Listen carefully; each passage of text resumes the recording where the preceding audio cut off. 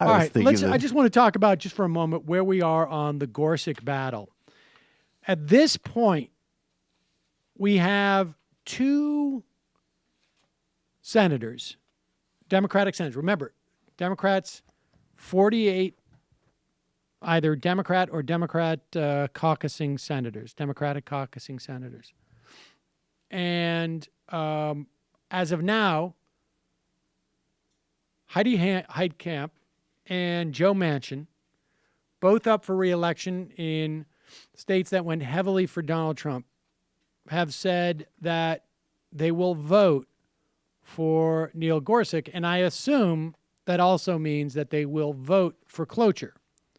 So Democrats have 6 more senators to lose before they cannot hold the filibuster.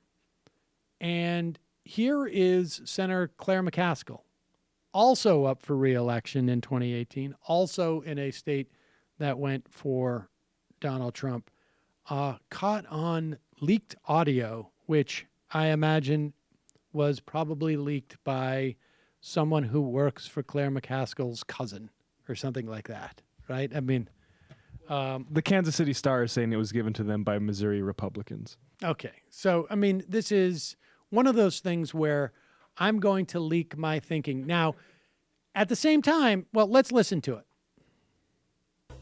They go on the Supreme Court, and then, God forbid, Ruth Bader Ginsburg dies. Then, we're not talking about Scalia for Scalia, which is what Gorsuch is. We're talking about Scalia for somebody on the court who shares our values. Okay, so here's the argument. Well, here's the argument. She's saying, and again, to a certain extent, this is a trial balloon. She's waiting to see what kind of pushback she gets. That's why you leak this audio instead of going on Meet the Press to talk about it. The argument that she's making is this.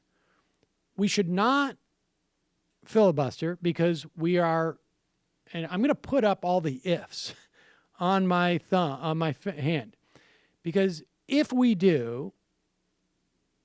filibuster, if they pull the nuclear option, which is getting rid of the filibuster, then if Donald Trump has the opportunity, or I should say, if one of 3 people die or leave the court, Ruth Bader Ginsburg, Breyer, Kennedy, all of whom are potential resignations or leaving the court for some reason, have a high potential, let's say.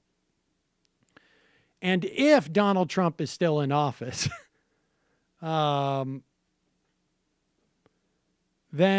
and if the Democrats, let's say, don't take back the Senate in 2018, right?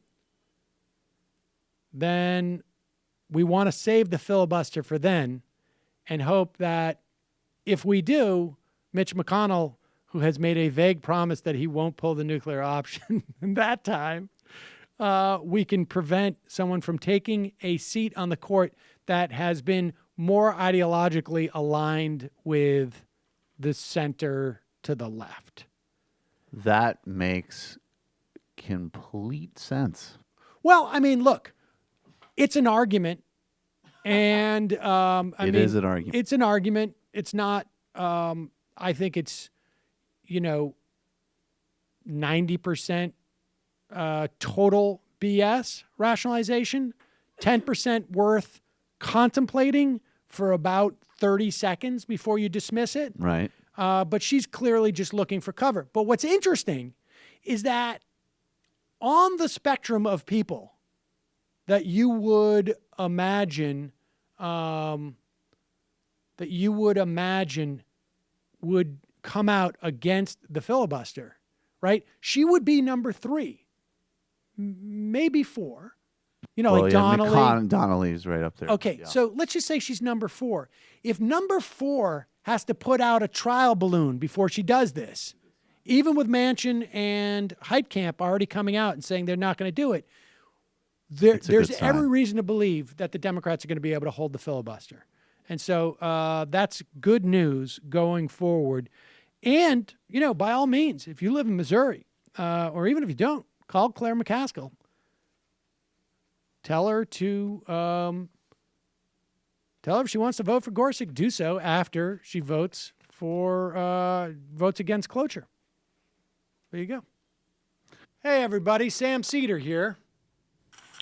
Donald Trump is a bad guy. Believe me. It's true. It is true. And you can subscribe to this channel by subscribing to this channel. It's true.